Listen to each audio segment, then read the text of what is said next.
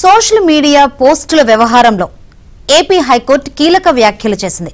అసభ్యకర పోస్టులు పెట్టిన వారిపై కేసులు పెడితే తప్పేముందని కోర్టు ప్రశ్నించింది.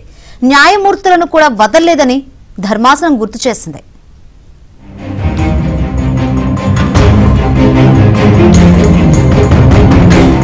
సోషల్ మీడియాలో పోస్టులు పెడుతున్న వారిని పోలీసులు అరెస్టులు చేస్తున్నారని, అందువల్ల పోలీసుల చర్యలపై విచారణకు ఆదేశించాలని కోరుతూ వైసీపీ ప్రభుత్వంలో అధికార భాషా సంఘం అధ్యక్షుడిగా ఉన్న విజయబాబు హైకోర్టులో ప్రజా ప్రయోజన వ్యాజ్యం దాఖలు చేశారు.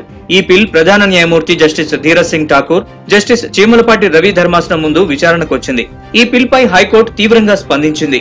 సామాజిక మాధ్యమాల వేదికగా 2000 మంది అసభ్యకర, అనుచిత పోస్టులు పెడుతూ ప్రజల్ని భయభ్రాంతులకు గురి చేస్తుంటే అలాంటి వారిని గుర్తించి పోలీసులు చట్టం ముందు నిలబెడితే తప్పేముందని ప్రధాన న్యాయమూర్తి ధర్మాసనం తీవ్ర స్వరంతో నిలదీసింది.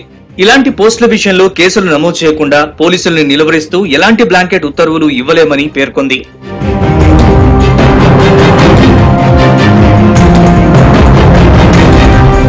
ఈ కేసులపై అభ్యంతరం ఉంటే సంబంధిత వ్యక్తులు క్వాష్ పిటిషన్లు దాఖలు చేసుకునే ప్రత్యామ్నాయ మార్గం ఉందని గుర్తు చేసింది. ఇలాంటి వ్యవహారాల్లో పిల్లు వేసేందుకు వీలు కాదని ధర్మాసనం తేల్చి చెప్పింది. సోషల్ మీడియాలో పోస్టులు పెడుతున్న వారిపై సుప్రీంకోర్టు తీర్పులకు విరుద్ధంగా కేసులు పెడుతున్నారని పిటిషనర్ తరపు న్యాయవాది శ్రీరామ్ వాదనలు వినిపించారు. వరుస కేసులు పెట్టి భయభ్రాంతులకు గురి చేస్తున్నారని, పోలీసుల చర్య వాక్ స్వాతంత్ర్యాన్ని హరించేలా ఉందన్నారు. ప్రభుత్వ యంత్రాంగమే వెనకుండి ప్రోత్సహిస్తోందని, ఒకే తరహాలో రాష్ట్ర వ్యాప్తంగా కేసులు పెడుతున్నారని ఆరోపించారు.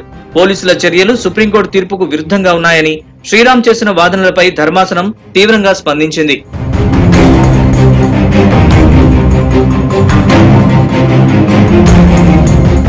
సోషల్ మీడియాలో 2000 మంది అసభ్యకర, అనుచిత పోస్టులు పెడుతూ ప్రజల్ని భయభ్రాంతులకు గురి చేస్తున్నారని, అలాంటి వారిపై పోలీసులు కేసులు పెడితే తప్పేముందని ప్రశ్నించింది. పోలీసులు ఒకే తరహా కేసులు పెట్టడం లేదని, కొందరు వ్యక్తులు ఒకే తరహా దూషణలు, అసభ్యకరమైన పోస్టులు పెట్టి దుష్ప్రచారం చేస్తున్నారని ధర్మాసనం వ్యాఖ్యానించింది.